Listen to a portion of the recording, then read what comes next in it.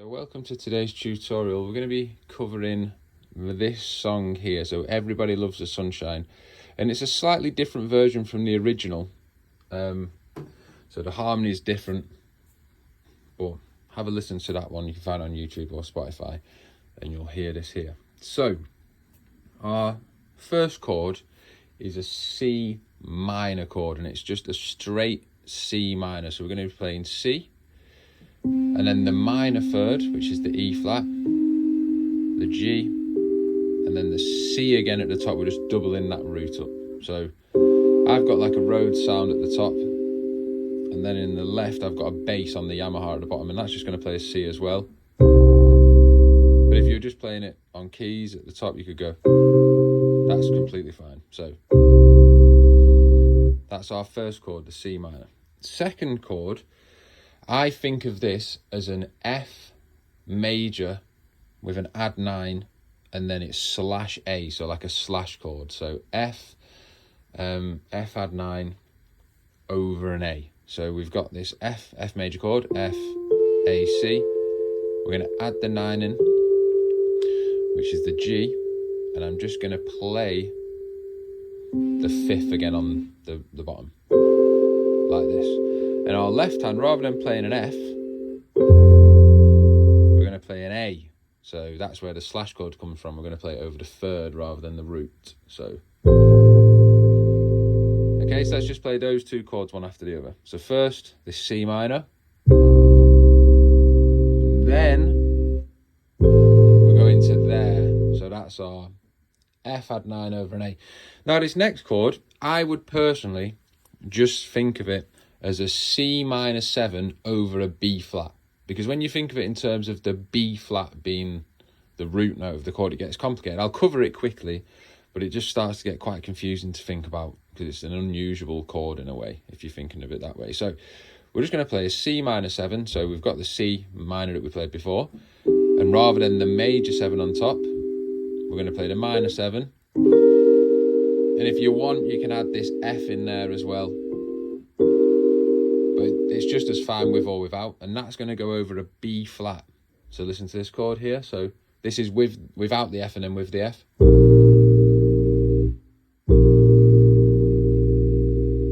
Okay, if we thought of that in terms of the B flat, then we have the root note and then a sus4, then the 5, and then here you'd think of this as the 13, okay? We're just playing the root note again, so that doesn't matter. And then we have the 9. So you can kind of see that's also the 11 as well. So you could think of this as like a B flat 13, but we don't have a 7 in there. There's no A flat or A.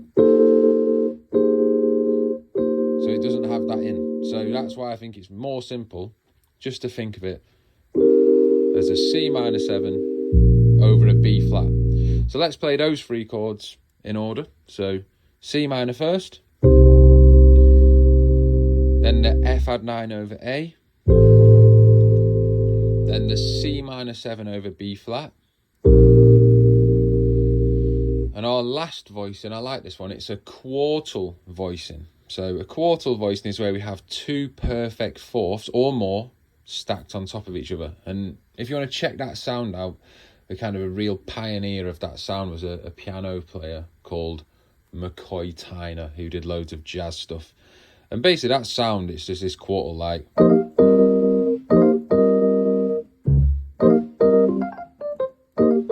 And you can have loads of, you might hear it like.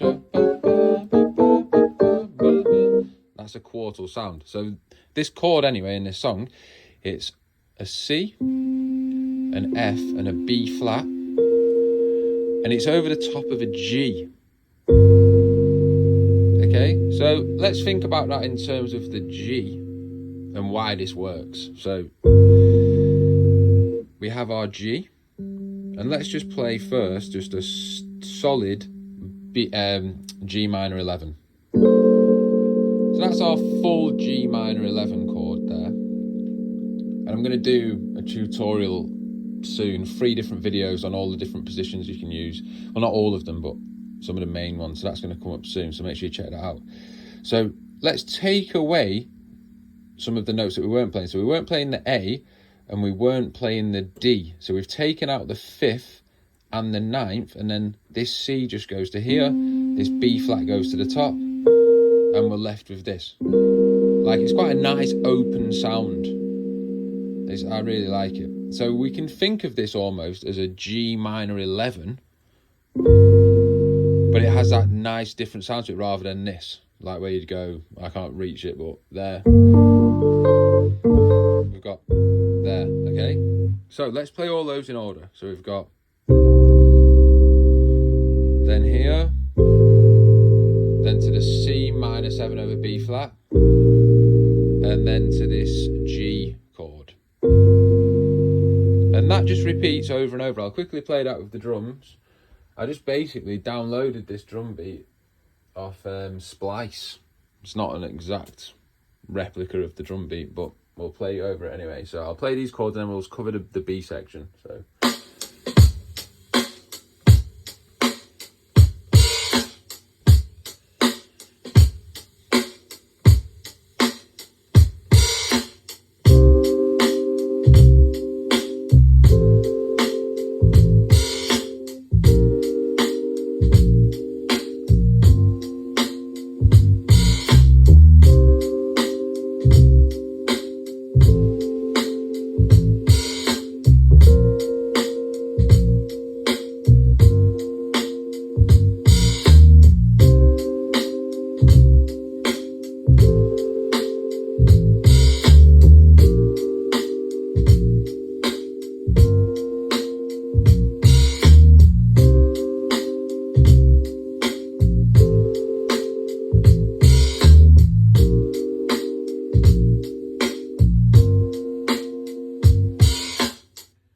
And if you notice there, I did play a couple of different voicings, kind of by accident in this hand. And in the left, I did some rhythmical stuff. That was basically just trying to follow the bass, the kick drum pattern in there.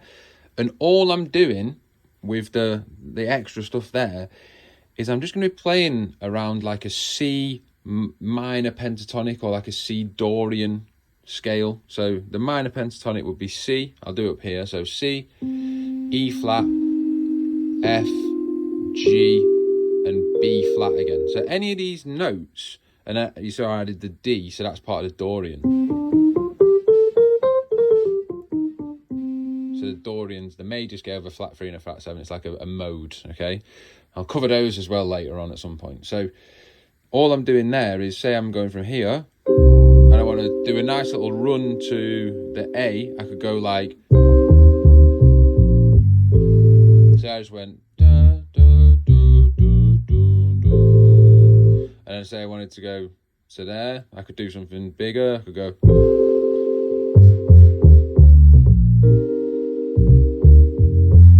like that. But I was trying to keep it simple.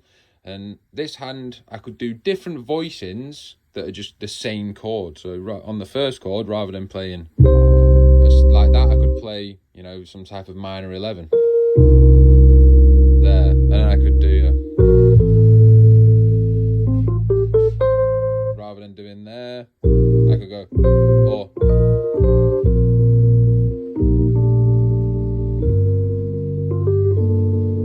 I could do, you know, anything. All of that type of stuff, but don't worry about that for now. Just keep it simple. We've got the B section. Let's cover that.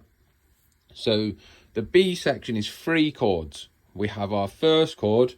I prefer to play, rather than just a straight C minor, a C minor like 11 or whatever, like a 9/11. So the voicing I've been using is this. So we have in the right hand D, E flat, F, and B flat. So let's quickly just unpack that. So I'll play our C minor 11 chord in root position. So all I've done is I'm playing it rootless, because obviously the left hand's going to be playing the root for me.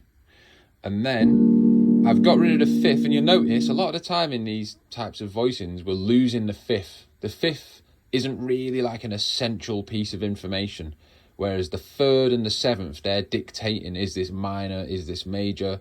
The 5th is just like I think of it as like extra to the root. It's just like extra harmonics to the root, basically. So that can just, a lot of voicings, that just gets basically sacked off. So we're going to move this E flat up to here. And then I'm going to take this 7, the flat 7, and put that at the top. And we get that voice in there. So that's over the C. Just gives it a really nice sound. So hopefully that made sense. And then I'm going to go from here, use a bit of voice leading to get to an A minor 9. So here, we're going to go, and that's literally in root position. So the A minor with the flat 7 and the 9. And then we get rid of the root and put it in the left hand.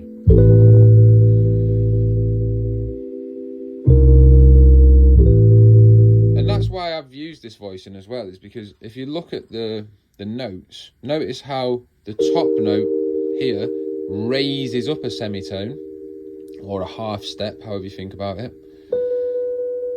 This also raises up a half step. This stays, and then this basically descends a full tone or a whole step. Like that, and we get this, basically it's contrary motion, it's called. So there's things are moving in different directions, which always sounds great in harmony. All the time it sounds great. So that's there to there. And then we're literally just going to move everything up a semitone and go to a B flat minor. Okay? B flat minor 9 again. And that would, let's do that. So this would go up to the B flat, and then C would go here. The E would go to the F, the G would go to the A flat, and the B would go to the C. And I sometimes like to play this as well to make it an 11. I'll double this with my thumb. It takes a bit of practice, so that's like, okay. So let's play those in order. So first, there. And notice what I'm doing again as I'm pressing, and these are all habits that I have that I'm not meaning to do, they're just happening. So I'm hammering on from the A to the B, and I'm also again pressing this with my thumb. And doing the same here.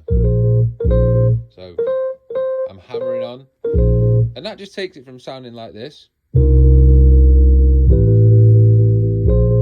to this. And I was pushing the chords the second time, which is actually how it is in the track. So that's that part, and then that little synth line. So this is here. So we're going G, F, E flat, then back to F, back to G, and back to E flat. So it's G, F, E flat, F, E. So F, G, E flat. So. And you can hammer on to the E flat, hammer on to the G. And again, if I wanted to do any extra stuff to that, I'd use the C minor pentatonic. And because we're playing in a few different chords here, you'd be using certain modes. We won't go into that in detail, but just stick with that. Any extra stuff, just... I'm just using that.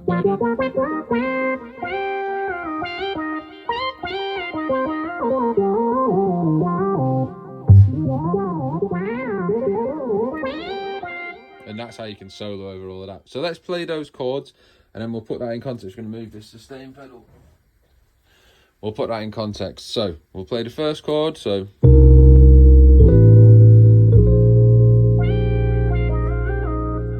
there. I'll put a bit of a pad in as well. And I'm going to go into detail about how we can... I'm just using a simple quick layer today on the Kronos, but I'm going to go into detail how I set loads of stuff up for all my gigs, like different splits and all of that. We'll go into those in like a different series. So...